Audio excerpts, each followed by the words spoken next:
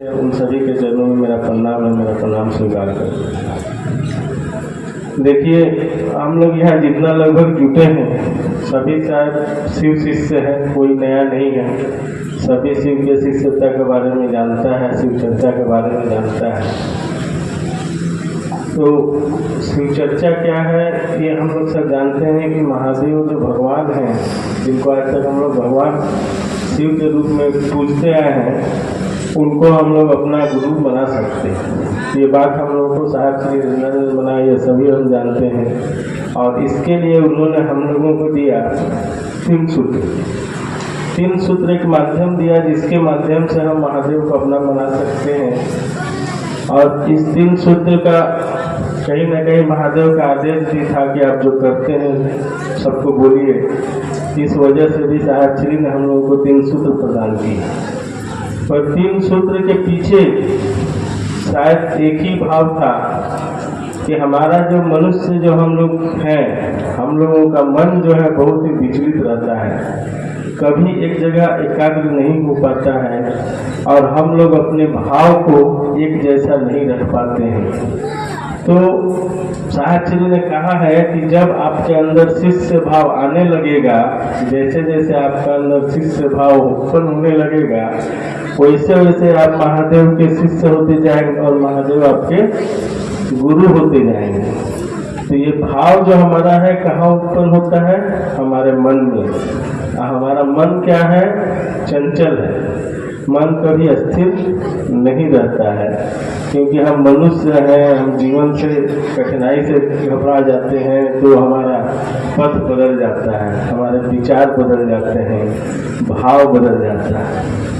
तो महादेव ही एक ऐसा गुरु है, यदि उनको हम अपना पूर्ण भाव दें, शिष्य भाव दें, तो हमारे मन के विचारों को भी एक जैसा रख सकते हैं। जब तक हमारा विचार महादेव के प्रति नहीं होगा, कि जैसे हमारे परिवार में दीदी बोल रही थी ना कि हमारा लड़का है, बच्चा है, पति है, तो महादेव भी मेरे हैं।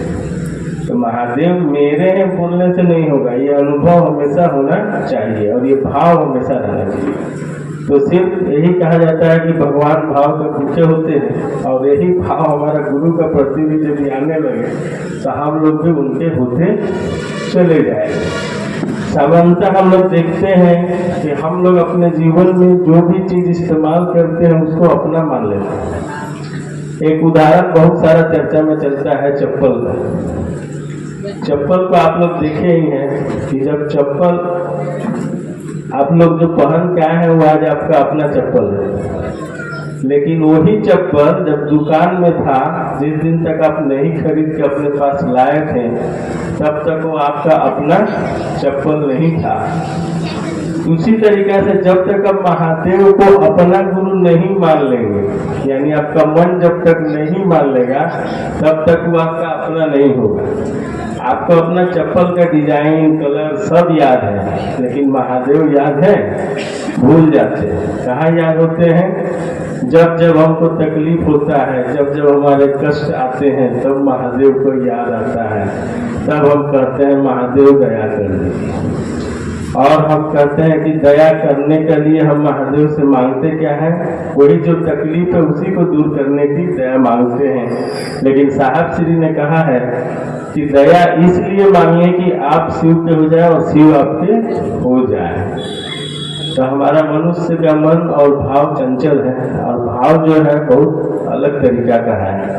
भाव कहीं कहीं पर विचलित भी हो जाता है। आप लोग देखे होंगे कि जब हम लोग आईना में देखने जाते हैं अपने आप को, तो आईना जब साफ सुथरा रहता है तो हमारा चेहरा भी साफ सुथरा दिखाई देता है। लेकिन वही आईना पर यदि थोड़ा सा धूल मिट्टी परत जमा हो जाए, तब हम उसमें अपना चेहरा देखते हैं तो कैसा लगता है? जैसा उसमें गंदगी है उसी तरीका का गंदा चेहरा हमारा मन में चेहरा दिखाई देने लगता है आईना में। तो हमारा मन भी वही आईना है। उस मन के आईने को साफ रखिए, ताकि महादेव गुरु का जो साफ सुथरा हम शिष्य बनना चाहते हैं वही तस्वीर हमको दिखाई दे। हमें समाज में ये तस्वीर नहीं दिखाई दे कि हमारे आईने में गंदा लगा हो। हमारा मन जब तक गलत बात सोचेगा, गलत भाव रखेगा, तब तक हम शिव से कहला सकते हैं, अपने आप को बोल सकते हैं, लेकिन शिव शिष्य हो नहीं सकते हैं। शिव शिष्य होने के लिए शिव जैसा बनना होगा। और शिव जो है जगत के कल्याण के लिए जहर तक पी गए थे, विषपान भी कर लिया था शिव ने, लेकिन हम लोग को तो कोई कुछ बोल देता है तो हमारा विषपान क्या, हम उसका बातें हजम नहीं कर पाते हैं। तो शिव जैसा है, शिव जैसा बनने के लिए हमको कहा गया है, क्योंकि कहीं ना कहीं कहा है कि जो तो जीव तो शिव। आप भी शिव हैं, हम भी शिव हैं, सभी शिव हैं, तो शिव जैसा बनिए। जहर भी मिले तो कभी कभी पीना पड़ेगा, लेकिन यही है कि जहर पीने का मतलब क्या हुआ कि कहीं कहीं बुराई भी नजर आए, कहीं किसी में कमी भी नजर आए, तो उसको भी स्वीकार करके चलना होगा। तब हमारा जो शिव शिष्यता का जो अवधारणा है साहेब श्री हरियानंद का, कि सारे संसार को हम लोग शिवमय कर देंगे और सभी शिव के हो जाएंगे, उसको हम लोग पूरा करने में सहयोग कर पाएंगे। और इसको करने के लिए सिर्फ 3 सूत्र है, ये सभी जानते हैं, इसीलिए मैंने उसे नहीं बताया।